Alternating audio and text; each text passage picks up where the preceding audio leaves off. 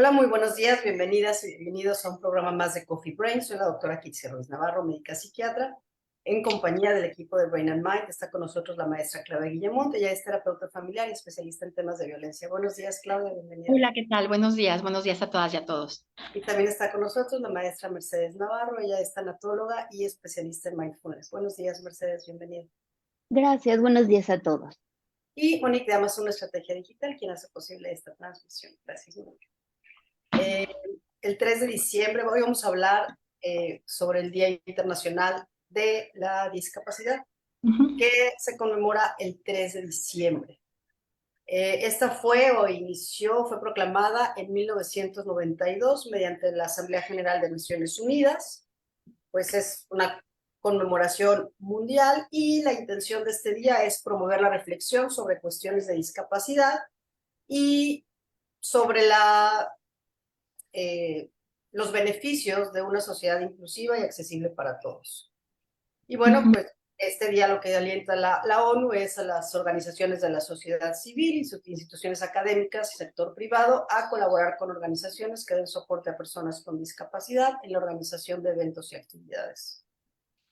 Y quizá valdría la pena un poquito mencionarles por qué es tan importante esto y eh, qué pasa como en el mundo, ¿no? De los 100 millones de personas que viven con discapacidad en el mundo, 80% viven en países desarrollados. Y se calcula que el 46% de las personas mayores de 60 años son personas con discapacidad. Y una de Ujú. cada 5 mujeres tiene probabilidades de sufrir una discapacidad en su vida y uno de cada 10 niños es un niño con discapacidad.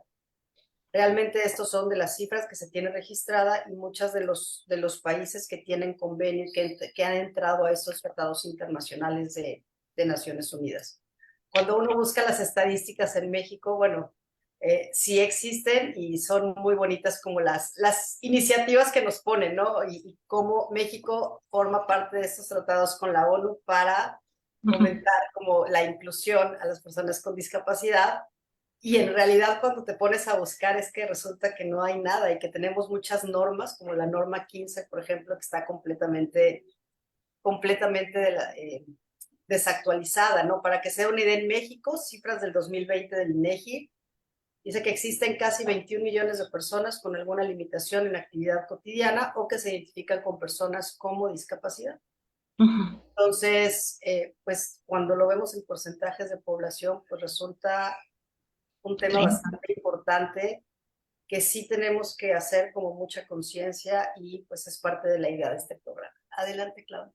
Efectivamente, ¿no? Cuando se visibiliza con un día que conmemora y que nos voltea, nos hace voltear a ver, eh, hablaban mucho de empoderamiento e inclusión, ¿no? El mundo se vuelve un mundo de obstáculos ante personas que adquieren o nacen con alguna discapacidad. Ojo, todos estamos susceptibles a adquirir algún tipo de discapacidad a lo largo de nuestra vida, ¿no? Y tenemos ya como muchos adelantos en relación a ese tal vez hasta 30% de la población, dependiendo la estadística que revisemos, que podría, vamos a decir, caer como en esa etiqueta de discapacidad. Es, tiene esta etiqueta porque el mundo funciona de cierta manera que se vuelve un obstáculo. Pensemos en personas ciegas, en personas sordas, en personas que tienen problemas de movilidad. De pronto pensamos discapacidad y tenemos la imagen de la silla de ruedas, ¿no? Es como que la primera imagen que nos llega a la mente. Y sí, es una forma de discapacidad, pero hay otras que ante un mundo que funciona de cierta forma, se vuelve un mundo con muchos obstáculos, ¿no? Piensen en, por ejemplo, las rampas, ¿no? Para las sillas de ruedas cuando son como muy inclinadas o no tan inclinadas, es decir, todo lo que conlleva o cuando vemos de pronto cruzar a una persona ciega ayudada de otra persona, una calle, ciudades más avanzadas que tienen una serie de dispositivos, de sonidos, de botones que permiten mayor movilidad, es decir, mucha mayor inclusión, porque el mundo es un mundo de obstáculos cuando tienes o adquieres una discapacidad. Y Adelante.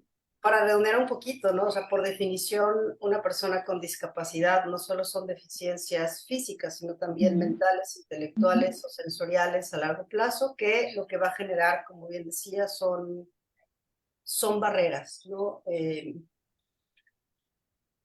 Creo que el abordaje de la discapacidad ahora es como una discapacidad o definiciones ya como más hacia acá, son definiciones, el abordaje es biopsicosocial y no hay que perder Ujú, de vista eso. ujú. Adelante.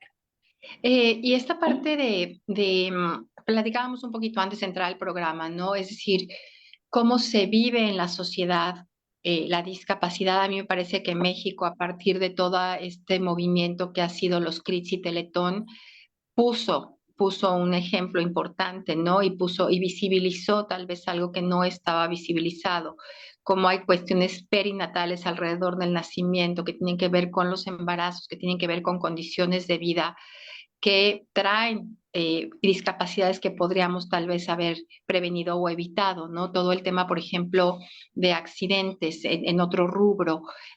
A mí yo me acuerdo que hace muchos, muchos años dando alguna clase, me movió mucho esto de la discapacidad adquirida, ¿no? Un accidente que te quita algún miembro del cuerpo, algún órgano de los sentidos y que te mete de lleno al mundo de la discapacidad y qué podemos y cómo funcionan las familias, pensando desde la terapia familiar, alrededor de un miembro de la familia que nace o adquiere una discapacidad y que tanto esto es un tema de inclusión, que tanto es un tema de vergüenza, que es un tema de esconder, que tanto es un tema de promover y hacer activismo, es decir, puede ser todo este rango enorme que va a tener un impacto en la salud mental de esa persona, de esa familia y de esa comunidad. Adelante. Tocas un punto bien importante, Claudia, la familia. Ujú, Y esta palabra que dijiste, proceso. Efectivamente, el desarrollo del ser humano es un proceso que va desde el núcleo familiar. Y aquí es bien importante, hablando de la discapacidad, cómo estaba el ambiente familiar, cómo estaba estructurada esa familia, cómo era la comunicación, cómo era la relación. Antes, eso influye mucho en cómo reciben si nace un niño con discapacidad o se presenta la discapacidad a lo largo de la vida. ujú, También creo que es importante darnos cuenta que en la familia, en todas las familias con capacidad o sin discapacidad, la familia, en teoría y en lo más sano para el ser humano, provee recursos tanto económicos, cuidados físicos, da seguridad, hay un lugar donde descansar, donde recuperarse, hay afecto, provee cariño, amor. También existe la educación para darles esa oportunidad de aprender, de socializar y también la orientación. Y en todo esto no hay que excluir a una persona que tiene una discapacidad, porque es la misma función que tiene que ejercer la familia. Todos estos roles que son los esperables en un núcleo donde pueda el ser humano crecer y adaptarse. Cuando son pequeñitos, creo que podríamos pensar que es igual para todas las familias.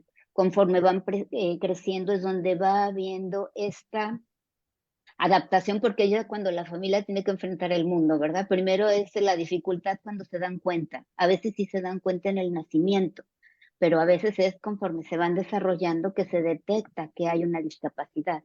Y obviamente se pasa por todo un periodo de negación hasta que logras aceptar. Y mientras están pequeñitos, pues estás como, por decirlo así, protegido del ambiente social, porque cuesta mucho trabajo abrir eso. Pero ya cuando el niño, el hijo empieza a crecer, se destapa esto y empiezan ya esta inserción social y esta dificultad de enfrentar el mundo y de poderle brindar los mejores recursos para que esta criatura se desarrolle. Y también es diferente cuando es el primer hijo a cuando es el segundo o el tercero, porque el primero ya de por sí se espera con mucha angustia. Y si el primero es el que tuviera una discapacidad, hablando de una discapacidad de nacimiento, porque bien dices, unas se adquieren a lo largo de la vida, es todo este cuestionamiento de qué hice mal, qué tengo mal, todos estos por qué no soy incapaz de poder procrear un ser humano que esté completamente sano. ujú. Cuando ya es el segundo o el tercero, aparte de que se espera como más relax, ya los papás se sienten capaces porque ya han tenido un niño en una situación este, normal. Ujú. Yo ahí quería como, así como en el mundo de lo ideal, ¿no? Efectivamente, es este núcleo familiar que acoge y nutre. Pero también sabemos que las personas con discapacidad son personas en situación de enorme vulnerabilidad, ¿no? Así como niños, niñas, adolescentes, adultos mayores, las personas con discapacidad están, eso, son más vulnerables al maltrato, a la no inclusión, a la desacreditación, a falta de oportunidades, por ejemplo, educativas. Ayer precisamente estaba yo en una reunión y hablaba una asociación civil que se dedica a trabajar con personas ciegas. Decir, bueno, es que no hay escuelas en braille, es que lo que podemos hacer es esto, es decir, también lo que se puede ofrecer en marcos educativos y en marcos de gobiernos para la mayor inclusión. No nada más es la sensibilidad al interior de las familias, sino hacia afuera, ¿no? En un mundo que puede ser de muchísimos, muchísimos obstáculos. También hay por ahí alguna estadística de que las cuidadoras primarias de una persona con discapacidad, especialmente cuando requiere muchos cuidados, por lo general son mujeres, ¿no? Son mujeres y es muy común ver a muchas mamás con sus hijos e hijas con alguna discapacidad solas, ¿no? Solas, enfrentando el mundo y tratando de ver qué es lo más que se puede ofrecer. No digo que no haya hombres que se comprometan y se responsabilicen, pero sí sabemos que recae mucho más el cuidado de una persona con discapacidad en las mujeres. Adelante. Efectivamente, la parte social juega un papel bien importante, esa red social de apoyo. En la primera instancia, de acuerdo a los estudios que hay sobre discapacidad, lo primero que te va a servir más es los vínculos afectivos, tu red social no que conozca el tema, que te pueda acompañar en estos primeros momentos o tiempos de este proceso a poder como aceptar y poder empezar a buscar recursos. Pero la primera instancia es tu familia, con quién cuentas, amigos, cuál es esa red.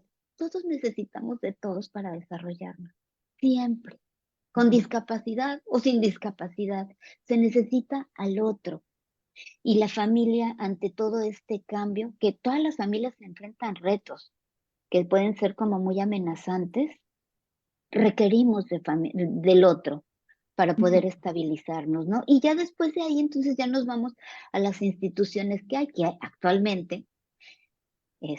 Ya es más visibilizado, por eso está este día, hay más instituciones, hay más seguimiento, también hay grupos de ayuda de padres de diferentes tipos de discapacidades, y ya hay un poquito más de estructura en donde la familia se puede apoyar.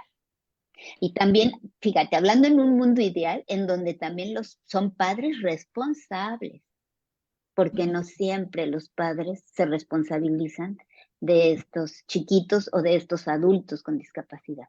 Sí, hablando de padres e hijos, pero también de hijos hacia adultos mayores, por ejemplo, o bueno, contemporáneos, vamos a decir, en el mismo rango el mismo corte etario, ¿no? De edades.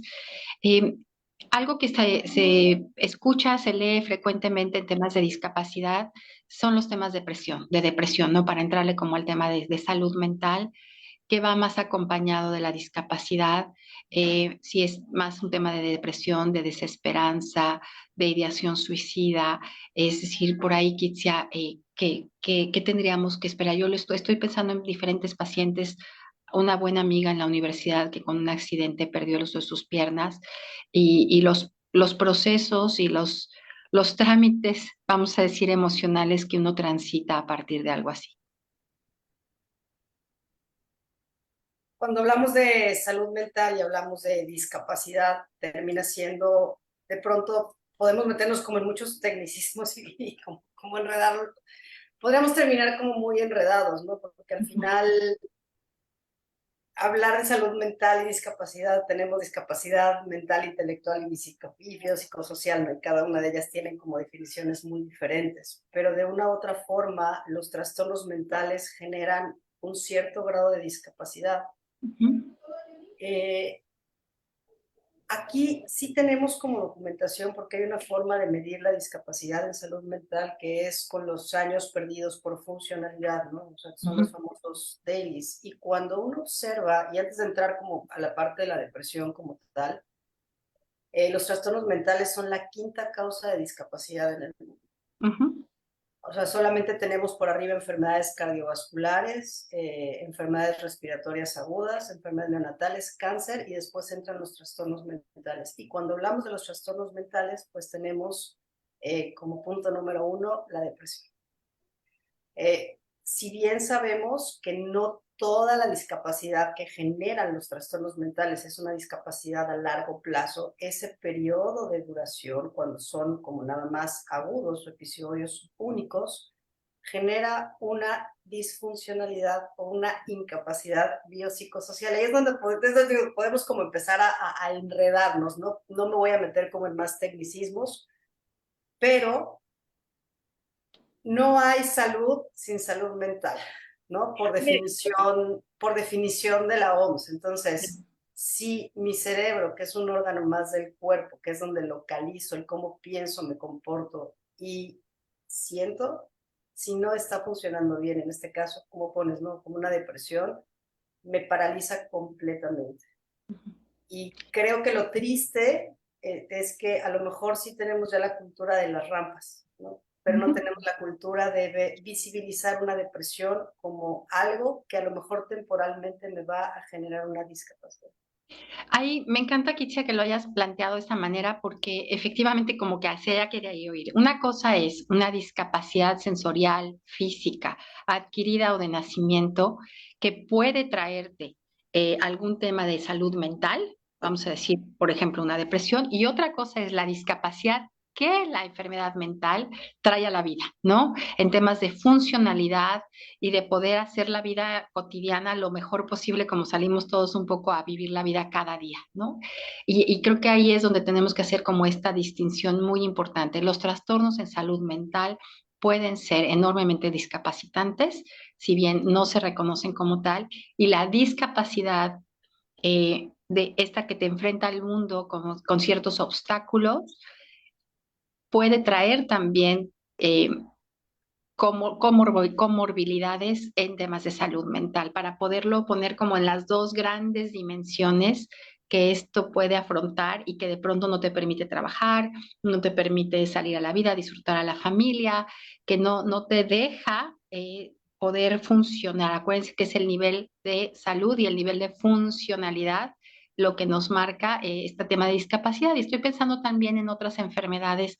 A mí me llamó mucho la atención cuando Crit Letón le entra el tema de cáncer infantil, hablando de la discapacidad que esta enfermedad puede traer a la persona que la sufre de entrada, nada más para salir un poco de la vida, a atenderte en el tratamiento que tienes que seguir, cómo mantener a los niños en la escuela, cómo todas estas, vamos a decir, discapacidades adquiridas a partir tal vez de otro tipo de enfermedades que no te permiten funcionar en el mundo con lo que te toca hacer, ¿no?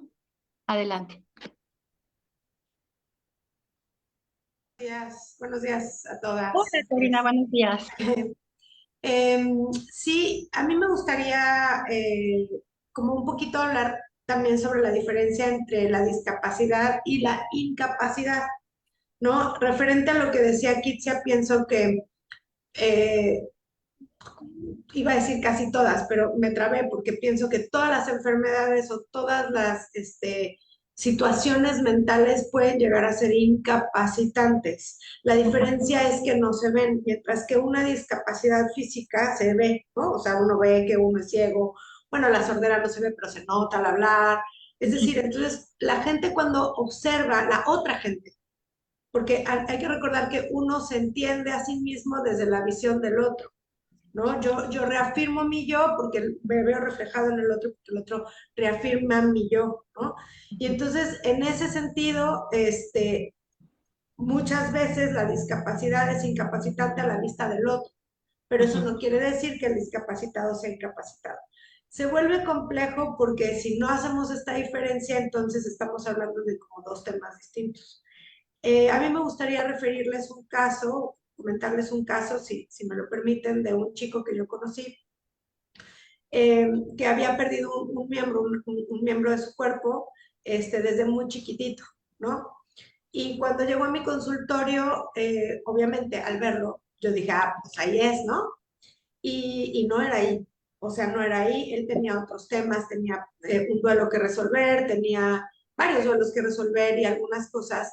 Y poco a poco, muy pronto de hecho, en cuanto empezó el análisis, me di cuenta que el primer duelo que este chico tenía que resolver era justamente la pérdida de ese miembro. Era un evento el cual él negaba. En psicoanálisis decimos renegar, ¿no? Porque era evidente que no lo tenía, pero no hablamos de eso no era un problema, eso no era un conflicto, eso no lo incapacitaba, él podía competir en el deporte que él hacía y aparte triunfar, lo hacía bastante bien. Y entonces cuando empezamos a resolver los duelos justo no resueltos de las pérdidas que este chico había tenido y presentado a lo largo de su vida, no, empezamos, o sea, él se empieza a dar cuenta que justo él empieza a negar, ¿no? A negar y al no aceptar y al no reconocerse. Y que él mismo o sea, desde la dificultad mental se incapacitaba. Quizás no físicamente, pero sí emocionalmente.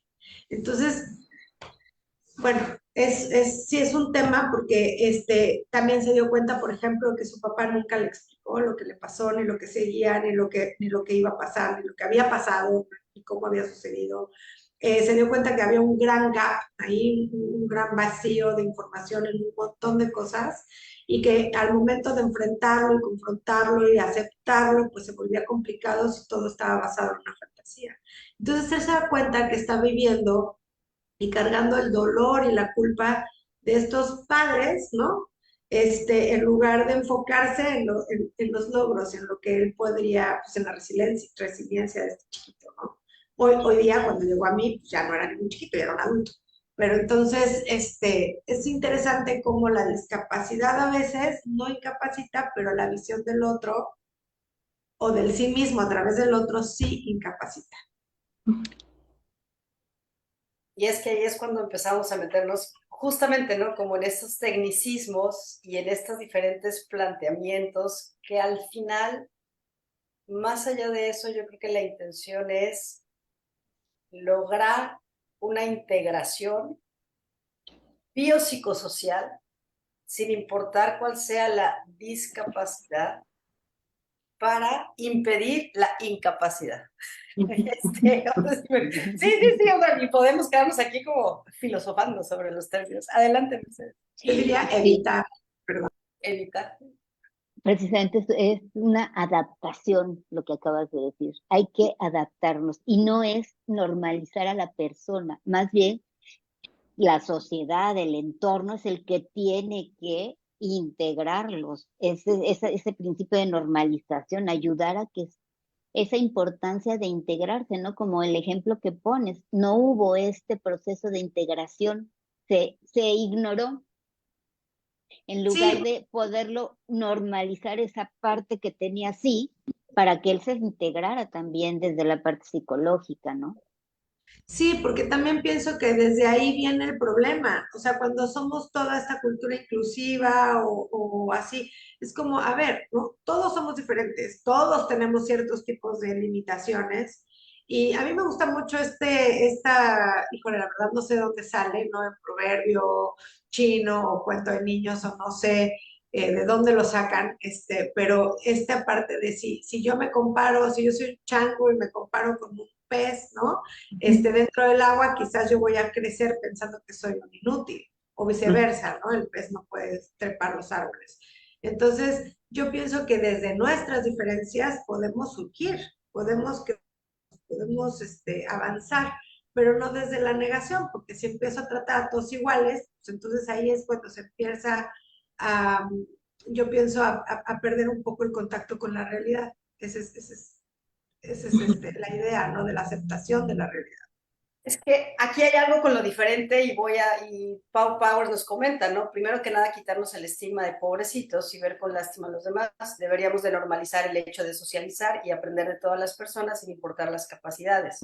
Desde casa nos educan a buscar gente igual a nosotros y mantenernos al margen de lo diferente, y lo pone entre comillas. Y yo creo que para retomar un poquito lo que estaba diciendo Corina, ¿no? Lo que pasa es que no estamos habituados justamente a eso, a lo diferente. Y esto genera miedo. Y no es que no tengamos la capacidad de desarrollar como esta empatía, pero si no nos enseñan a explorar lo diferente, los que se terminan quedando al margen son los que no alcanzan a ver eso, no el que tiene la discapacidad. Y ojo, porque hacia donde va el mundo es hacia un mundo inclusivo en todos los sentidos.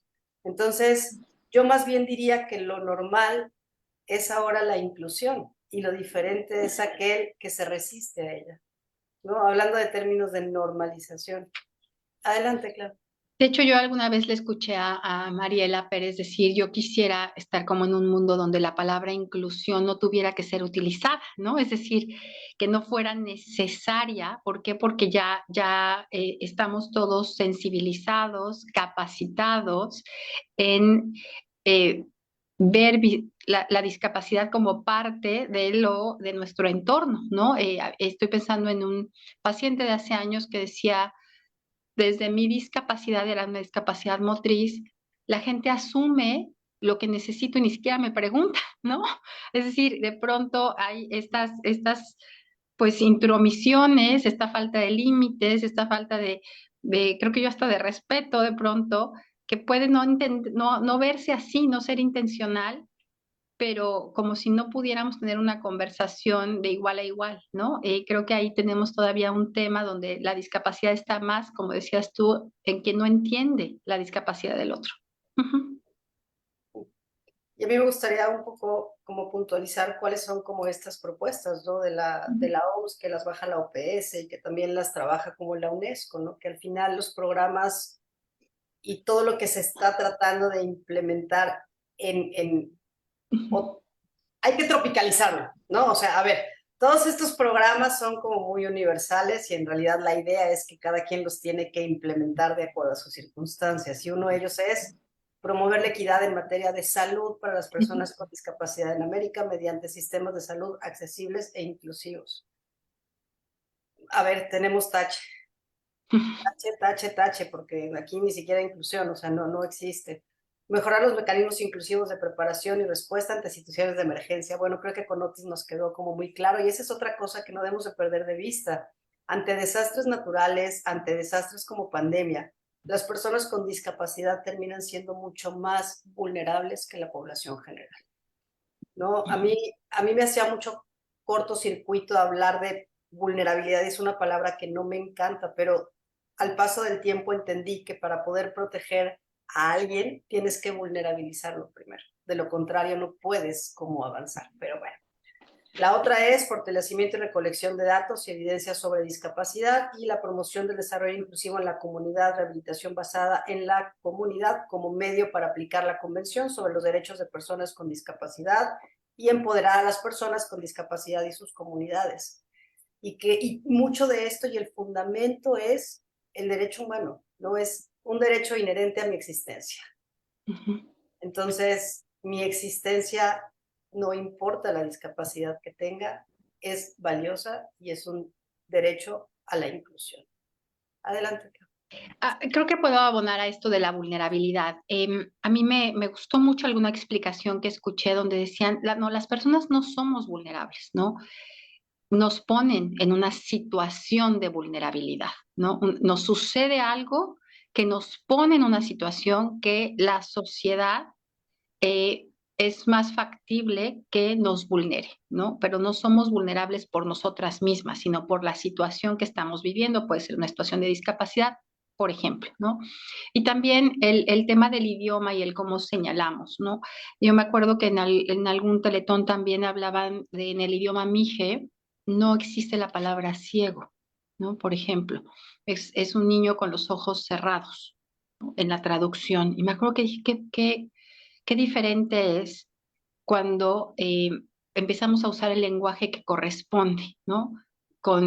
De pronto hablan de capacidades diferentes. No, es discapacidad en relación con tal, o sea, como nombrar claramente y si cometemos un error, reconocerlo y usar la palabra cuando vemos que en el momento está aceptada para que todos podamos tener un lenguaje común, ¿Por qué? Porque de otra, y siendo muy respetuosos, por supuesto, de usos, costumbres, idiomas, tradiciones, etcétera, porque de otra manera podemos vulnerar todavía más a esa persona que no pidió estar en esa situación. Ujú. Sí, que sin ella no se, sin eso no se visibiliza, ¿no? O sea, es... Exacto. Ujú. Y bueno, y un poco el lema o hacia donde fue enfocado este año, ¿no? En la convención que se hizo el 1 de diciembre en la ONU, fue la innovación al servicio de un mundo accesible y equitable, ¿no? Creo que al día de hoy la tecnología, la ciencia, o sea, como que todo ha avanzado mucho y cada vez podemos tener como más herramientas para la discapacidad. Yo lo llamaría visible e invisible, Ujú. ¿no? O sea, aquí podríamos volver a entrar como los términos de incapacidad, pero una discapacidad visible, repito, es la silla de ruedas y la depresión. Como no Ujú. se ve, o sea, es un poco de si no lo veo no existe, no, si no lo toco no existe. Y es donde entra como toda la parte del estigma. Ujú. Entonces, no sé si hay algo más que comentar sobre el tema de discapacidad. Pues yo creo que para ir cerrando un poco me parece que es una gran oportunidad de voltearnos a ver a nosotros mismos, de reconocer, visibilizar las distintas discapacidades que pudiéramos tener más cerca de nuestro propio entorno, saber que no estamos excluidos, ¿no? De en un momento dado, ojalá y no, pero que nos toque vivir con alguna discapacidad. Y en ese sentido, para eso son estos 3 de diciembre, que se pone el lenguaje, la frase, el día, las ceremonias, todo lo que se tenga que hacer precisamente para que lo visibilicemos. Mercedes, ¿algún comentario final?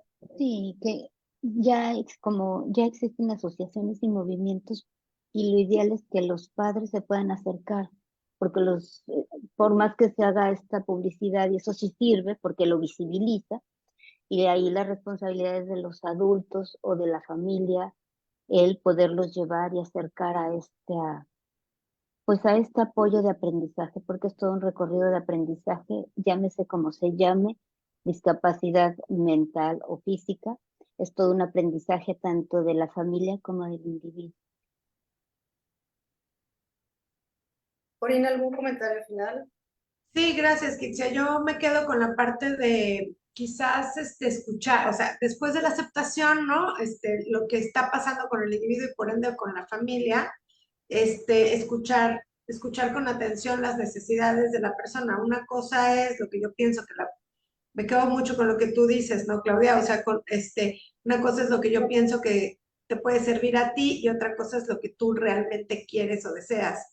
Entonces, escuchar con atención, qué es lo que desde nuestra trinchera podemos hacer y qué es lo que también no debemos de hacer, ¿no? Porque también estas familias que incapacitan al discapacitado porque lo creen pobrecito o inutilito, ¿no? Y se vuelve todo una presión tanto emocional como, o sea, ya no solamente es la parte física, sino también la emocional, en donde, bueno, eh, nosotros hablamos siempre de la persona síntoma, ¿no? Donde es más fácil siempre girar alrededor de esta persona discapacitada que de hablar de mí o de lo que a mí me toca, de mi 50%. Entonces, pues eso, abrir los oídos y escuchar con el corazón. Eso es con lo que yo me quedo. Y a mí nada más me gustaría cerrar un poco diciendo que, y le doy continuidad a lo que decía Mercedes, con lo que empezó, las redes de apoyo. La red de apoyo social es muy importante, ¿no? Hace no mucho tiempo me recibió una mamá con un niño con autismo, ¿no? Entonces, muy dedicada, muy estudiada, muy como, o sea, todo, pero mi siguiente pregunta fue, ¿dónde está tu red de apoyo? A lo que ella me saca un signo de interrogación y me dice, ¿what? ¿Con qué grupo de apoyo? ¿Con qué otras mamás? ¿En qué o sea, como ¿con quién compartes todo esto? ¿No? Digo, ese es solamente un ejemplo, pues, ¿no? De un diagnóstico. Y entonces, claro, se dio a la tarea de buscar y ahora su vida es diferente, ¿no? Y dice, wow, o sea, no sabía que había otras mamás, otras familias que pasaban por lo mismo, ¿no? Y este acompañamiento también es como muy confortante y de mucho aprendizaje, ¿no? Entonces, en medio de estas discapacidades del tipo que sea, pues no se está solo, ¿no? No se está solo y afortunadamente vamos hacia un mundo cada vez más inclusivo y creo que el ideal sería hacia la menos estigmatización también a la discapacidad o incapacidad de la mente. Innecesario, diría yo. Innecesario, exactamente. Pues no me queda más que agradecer a todos los que se conectaron, sus comentarios. Gracias Claudia, gracias Mercedes, gracias Corina. Monique Demas, una estrategia digital, quien hizo posible el programa. Les recuerdo que esto queda grabado en redes sociales, Facebook, YouTube, Instagram. Lo pueden encontrar como Brain and Mind MX. Si alguien desea contactar con alguna de las integrantes del equipo de Brain and Mind, puede encontrar toda su información en brainandmind.mx. Y nos vemos próxima semana, misma hora, por los mismos medios, para darle un poco de continuidad al tema de con qué médico ir, sobre medicina tradicional y complementaria. Muchas gracias y hasta la próxima. Bye.